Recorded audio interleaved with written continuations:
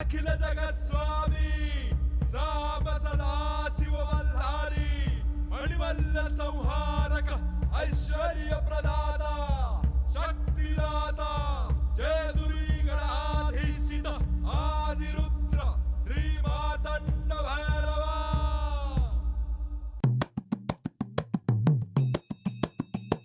जय देवा जय देवा जय देवा जय देवा जय देवा जय शिव मार्तंडा।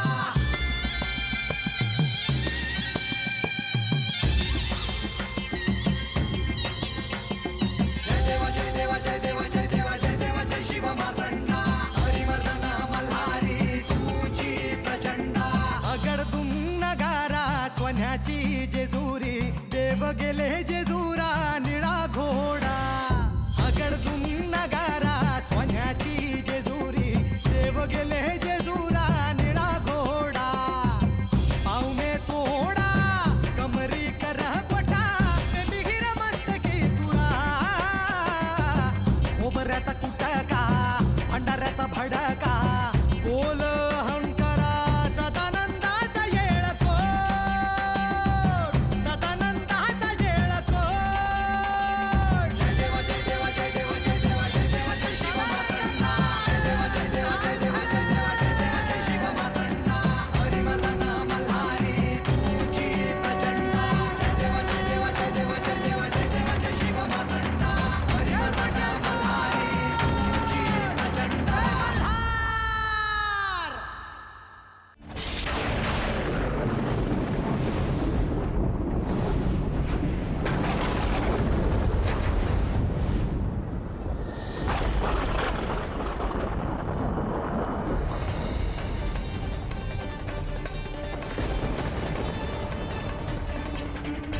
आणि श्री महादेवांसमोर होता तो काळा निळा हलाहलाचा डोंब।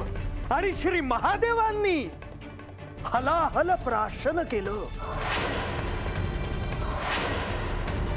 क्षीरसागरातून जे बाहेर आलं ते श्री महादेवांनी स्वीकारलं। हे असे काही घडले होते आणि मला हे ठाऊकच नाही।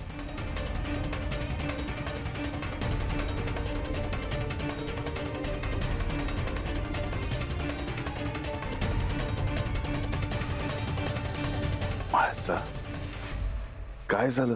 माझ्या आराध्याने सृष्टीसाठी देवासाठी दैत्यांसाठी सगळ्या सीमा ओलांडून काय केले आहे हे मी आज ऐकले। माझे गुरु होऊन भविष्यात मला वाट दाखवा। माळसा मी काहीच केलं नाही। जे काही घडलं ती आदिमायेची माया होती। भविष्यात भक्तांना त्याचा अर्थ कळावा एवढंच। अजून काय हवं? माळसा आसन ग्रहण कर।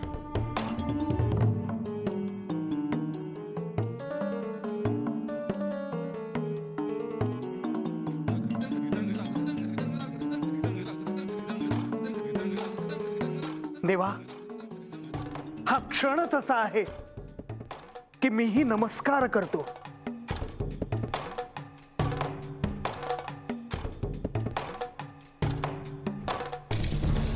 मला एक विचारायचं आहे। गणेश विचार। आपण विष प्राशन करताना श्री पार्वती देवींचे का नाही ऐकले? हो मलाही हा प्रश्न पडला आहे। ती शक्ती स्वरूप आहे। ती असताना मला काहीच झालं नसतं। त्या सुंदर विश्वाला मला कुरूप होऊ द्यायचं नव्हतं। सदानंद सदानंद सदानंद सदानंद सदानंद सदानंद सदानंद। हे माते आपण क्रोधित होऊ नये। काही गोष्टी ह्या परम नियतीनं लिहून ठेवलेल्या आहेत। त्यात कोणी हस्तक्षेप कसा करावा? का नाही? आणि असे घडण्यामागे त्या परमनियतीचे काय प्रयोजन असणार आहे? या क्षणी मला कोणाशीही काहीही बोलावेसे वाटत नाही। देवी आपण क्रोधित झाला आहात हे आम्ही जाणतो, पण आपल्या कृपाशीर्वादापासून आम्हाला वंचित ठेवू नये। जे घडलं ते महादेवांना मान्य होतं। किंबहुना त्यामागे त्यांचा काहीतरी हेतू असावा आणि म्हणूनच हे घडू शकलं. नाहीतर मला एकटे राहू द्या. जशी आपली इच्छा देवी.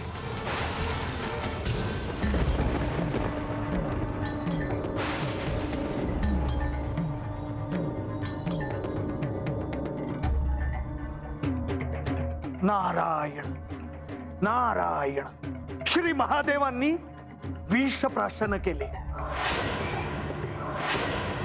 श्री पार्वती देवींचा क्रोध अनावर झाला होता. श्री महादेव निश्चल पडले होते. श्री महादेवांना होणारा त्रास श्री पार्वती देवींना पाहवत नव्हता आणि म्हणूनच श्री महादेवांच्या कंठाखाली विष जाऊ नये म्हणून श्री पार्वती देवींनी त्यांच्या कंठावर आपला हात ठेवला होता आणि श्री महादेव नीळकंठ झाले.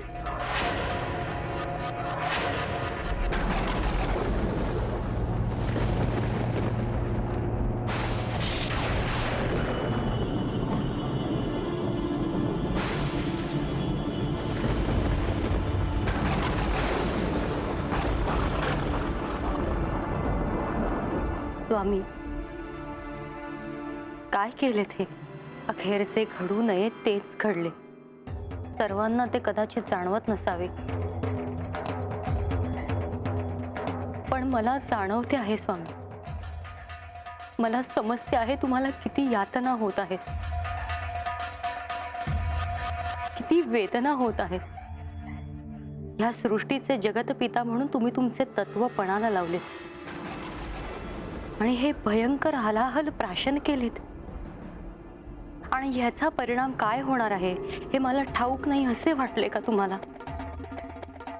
आणि तुम्हाला याची कल्पना नाही हे मला पटत नाही. का केले तसे?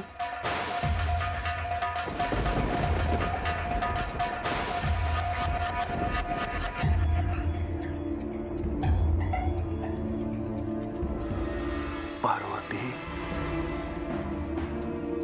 तू जगत जननी आहेस, आदिशक्ती रूप आहेस. ह्या सृष्टीतील चराचराला सामावून घेऊ शकतेस तू.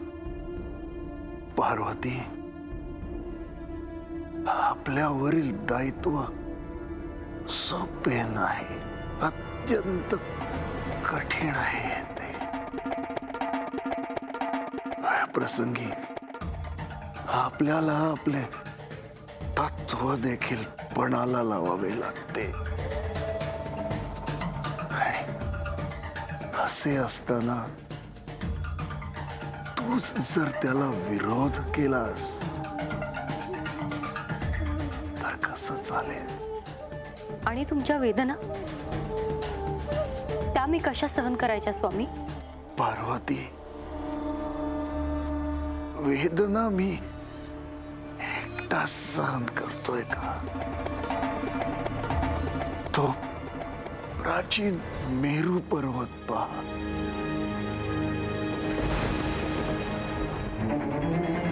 समुद्र मंथन करताना असंख्य वेदना तो सोसतोयच ना.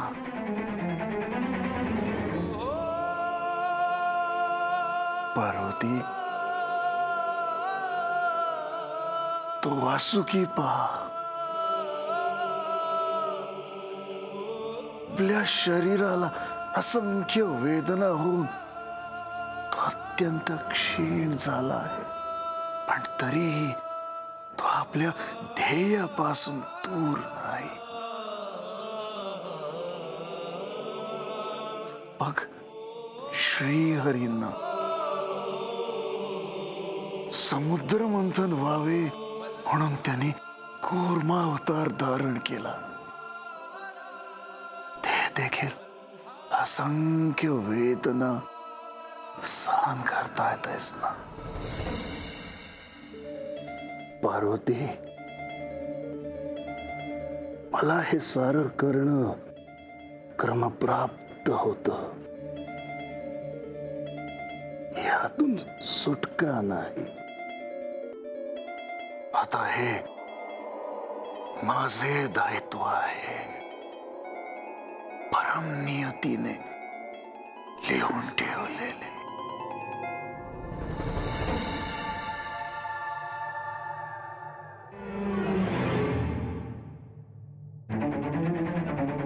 श्री पार्वती देवींचा क्रोध त्यांच्या दृष्टीने योग्यच होता. क्षीरसागराच्या काठाशी माता पार्वती श्री महादेवांचे शीर आपल्या मांडीवर घेऊन बसल्या आहेत आणि श्री महादेव हलाहल प्राशन केल्यामुळे निश्चल पडले आहे. पण समुद्र मंथनातून हलाहल का बाहेर आले? अमृत बाहेर यायला हवे होते. श्री महालक्ष्मी देवी बाहेर यायला हव्या होत्या.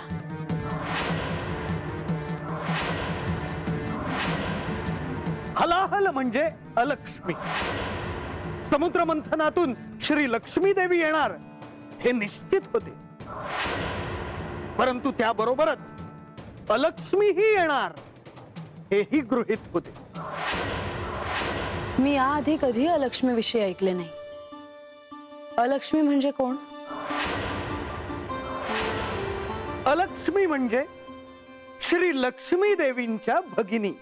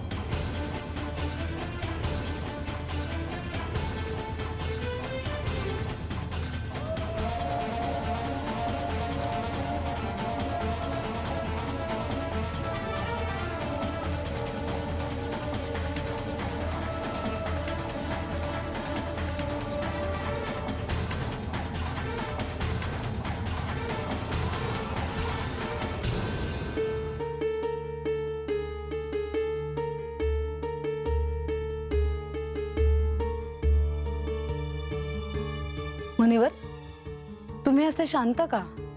काय झाले?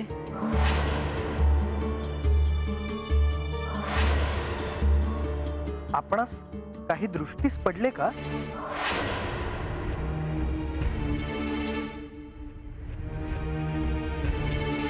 नाही.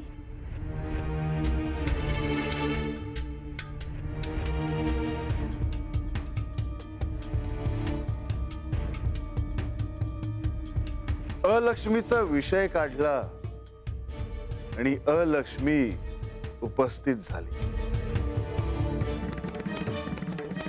मला ठाऊक होतं एक दिवस तू इथे येशीलच.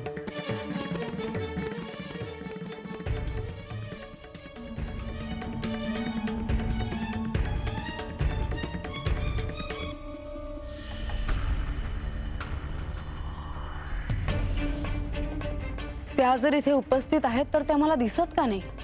म्हासा, आज मी असं भाकीत करतो की या समुद्र मंथनाच्या आख्यानातून तुला श्री विष्णू आणि श्री महालक्ष्मी देवी यांचे दर्शन घडेल आणि त्यानंतर तुला अलक्ष्मीचे देखील दर्शन घडेल. मी त्या क्षणाची प्रतीक्षा करते आहे.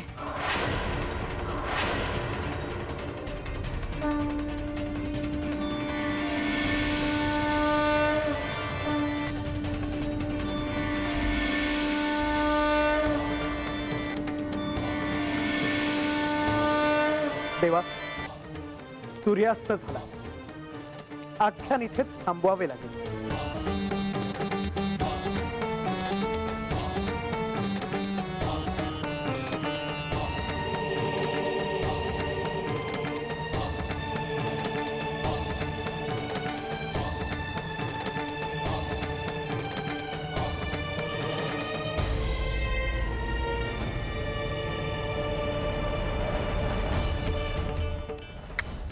सदानंद सदानंद सदानंद सदानंद सदानंद सदानंद सदानंद सदानंद सदानंद सदानंद.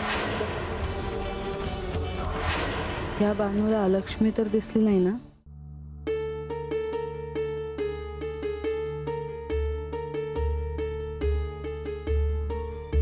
म्हाळसा म्हाळसा म्हाळसा, असं काय करतेस? तू माझी अर्धांगिनी आहेस. मी तुमची अर्धांगिनी म्हणून नाही, भक्त म्हणून तुमच्या पाया पडत होते.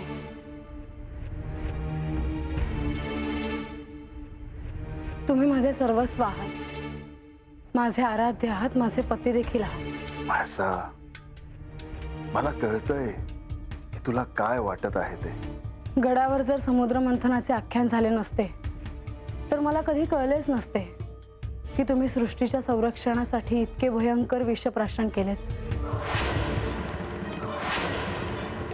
म्हाळसा, वेळ आली असती तर ते मी तुला निश्चितच सांगितले असते.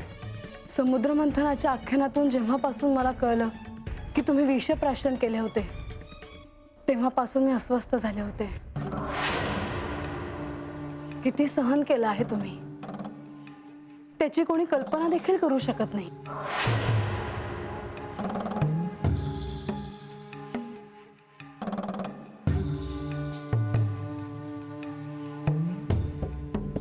म्हाळसा, सावर स्वतःला.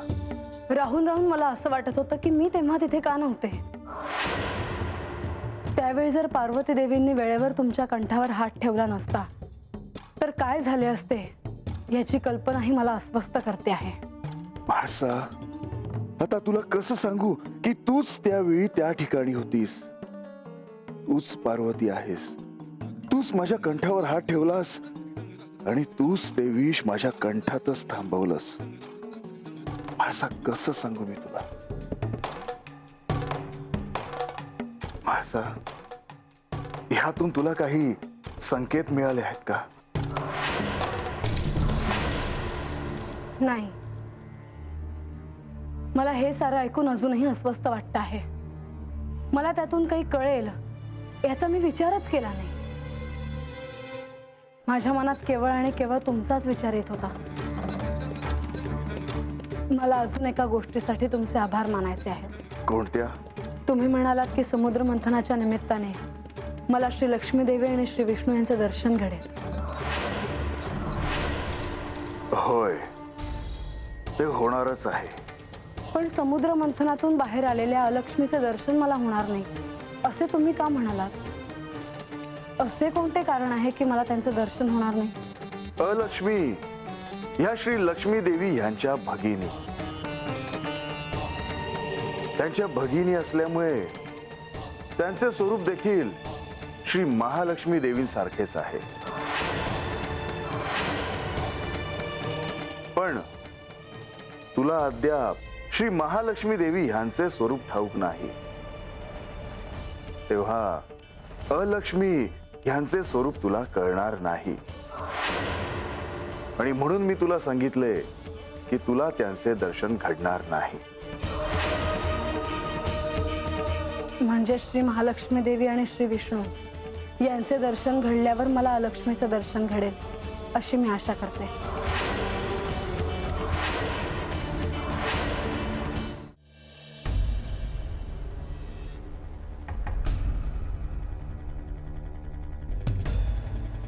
बानू, महाराज, बानू, आज आख्यानात श्री महादेवांनी हलाहल प्राशन केले ते मी सांगितले, परंतु ते मी सांगितल्यामुळे सर्वजण गंभीर झाले. परंतु ते स्वाभाविकही आहे. होय महाराज, देवासनी केवढा त्रास झाला असेल हे कुणी कसं सांगावं, त्याचा विचार तरी कुणी कसा करावा. होय बानू, अगदी योग्य बोललीस तू. परंतु तुला आणखी एक महत्वाची गोष्ट सांगायची आहे. कोणती महाराज? समुद्र मंथनातून अलक्ष्मी देखील बाहेर आल्या हेही मी सांगितले. होय, त्याचं काय? तुझ्याकडे अलक्ष्मी येऊ शकतात. काय सांगताय महाराज? माझ्याकडं? पर ते म्हणजे शांत हो बानू, शांत हो. हे बघ, असंही होऊ शकतं की अलक्ष्मी तुझ्याकडे येणारही नाहीत, परंतु त्या तुझ्याकडे येण्याची शक्यता जास्त आहे हे सुद्धा सत्य आहे. आणि म्हणून मला हे तुला सांगावंसं वाटलं. पर महाराज, त्या माझ्याकडे कशा पायी येत्या? त्या हात कशावरून येणार नाही? कारण तुला श्री लक्ष्मी देवींचे दर्शन झाले आहे, तुला श्री विष्णूंचे दर्शन झाले आहे, श्री म्हाळसा देवींना नाही. आणि म्हणून अलक्ष्मी तुझ्याकडे येतील. बरं, मग मी काय करावं महाराज? त्यांचे यथोचित स्वागत कर. त्या तुझ्या अतिथी असतील, त्यामुळे त्यांना दुखावू नको. उहेजी. शुभम भवतु. येतो मी. जी. नारायण नारायण.